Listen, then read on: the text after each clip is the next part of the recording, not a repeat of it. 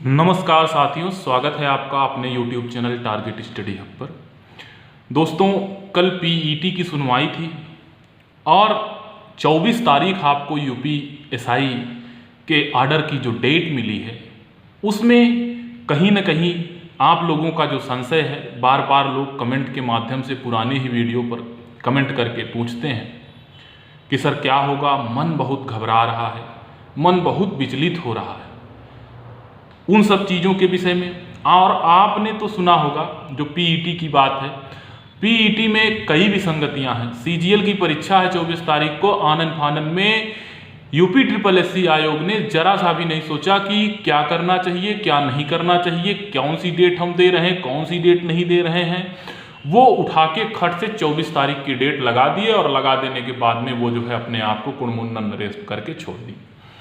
आप बताइए कि वो अभ्यर्थी जो एसएससी सीजीएल भी देना चाहता है और वो अभ्यर्थी जो पीईटी भी देना चाहता है, आखिर वो कैसे जो है दोनों परीक्षा में सम्मिलित हो पाएगा? क्या उसको जो है सिर्फ और सिर्फ थोड़ी सी जो है भूलवश उसको नहीं कह सकते, लापरवाहीवश जो अधिकारियों की लापरवाही के कारण उनके साथ में जो गुजरेगा वो तो उसके लिए जिम्मेदार होने ही चाहिए। इसी वजह से परसों और कल दो के दोनों दिन अभ्यर्थियों ने मुख्यमंत्री जी से मिल करके ये ज्ञापन दिया और यूपीएससी आयोग को भी ज्ञापन देकर ये अवगत कराया कि प्लीज़ हमको जो है कोई और डेट दी जाए, नहीं तो हमारा बहुत बड़ा नुकसान है। उससे पहले कि पीईटी की सुनवाई चल रही थी, हाई कोर्ट में, वहाँ पर भी जो है जज साहब 3 डेट जो है 2 तारीख, 12 तारीख और जो है 2 के दोनों दिन जो है, जिस दिन जो है रिट टेकअप हुआ उस दिन भी जो है आयोग के जो वकील हैं वो उपस्थित नहीं हुए। इसके कारण से आयोग ने फिर से उनको जो है एक बार जो है कड़ी प्रतिक्रिया देते हुए एक बार की और डेट लगाई। तो अभ्यर्थियों ने ये बात बताया कि सर अगर हम जो है 24 तारीख को जो है परीक्षा हो जाती है तो हमारा बहुत बड़ा लॉस होगा। तो उस पर जज साहब ने ये बात कही कि 24 से पहले ही 18 आता है। अगर जो है कोई ठोस बात ये नहीं बता पाते हैं तो निश्चित रूप से आप लोगों को राहत दिया जाएगा और आप लोगों का जो है फॉर्म भरने के लिए आदेश दिया जाएगा। ठीक है,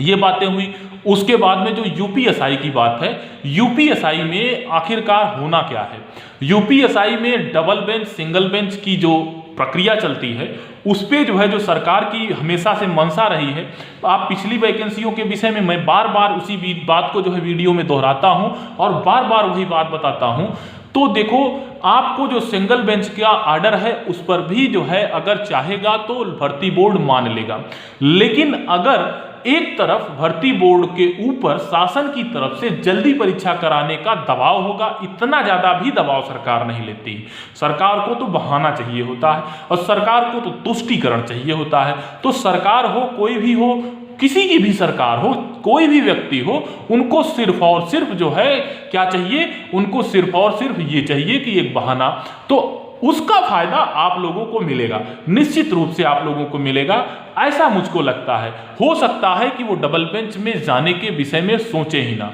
अगर डबल बेंच के विषय में जाने के लिए नहीं सोचते हैं तो इसका साफ साफ मतलब है कि सरकार वैकेंसी को तत्क्षण कराना चाहती है, इसी क्षण कराना चाहती है। जल्द से जल्द उस जो फॉर्म को जो 12 से 14 लाख के आसपास में भरे गए हैं उसका स्क्रूटिनाइजेशन के बाद में आप लोगों का भी पोर्टल खोल करके 4 से 5 दिनों में फिर से जो है जनरल ऑर्डर के माध्यम से सभी के सभी लोगों का फॉर्म जमा करा करके ये जो है फिर से स्क्रूटिनाइजेशन का काम करके नवंबर, मिड नवंबर या फिर लास्ट नवंबर से एग्जाम को स्टार्ट कराने का प्रोसेस भी शुरू कर सकते हैं। बट एग्जाम का जो प्रोसेस शुरू होगा उसी के बीच में मैं आपको बता दूं कि जो टीसीएस रेलवे ग्रुप डी की परीक्षा कराएगा उसके जो सेंटर्स होते हैं पहले से एसआरएम के माध्यम से हायर्ड होते हैं, वो जब चाहेंगे तब अपना एग्जाम कराएंगे। ऐसा नहीं है कि कोई व्यक्ति आए और उस पर सेंटर किसी कॉलेज के ऊपर दबाव बना के, ना, टीसीएस का जो सेंटर होता है वो एसआरएम के माध्यम से खुद से ही उसी का जो है कंप्यूटर लगा हुआ होता है उसको एसआरएम कहते हैं, उस टीसीएस का कंप्यूटर लगा होता है। मोस्ट ऑफ द बड़े बड़े कॉलेजों में, जैसे आप प्रयागराज में ले लीजिए, प्रयागराज में बड़े कॉलेजों में सबसे पहले यदि यूनाइटेड आता है, दूसरे के बाद दूसरे पर आप शंभुनाथ देख लीजिए, मधु वाचस्पति ले लीजिए, बीबीएस ले लीजिए और जो है एलडीसी ले लीजिए, कोई भी ऐसे अगर आप ऑनलाइन एग्जाम कराते, ऐसे ही सभी के सभी जो है शहरों में, बड़े बड़े जो है शहरों में, चाहे नोएडा हो, गुड़गांव हो, कानपुर हो, अगर आप बिना इनके जो है परीक्षा कराने की इन कॉलेजों के सोचते हैं तो निश्चित रूप से आपको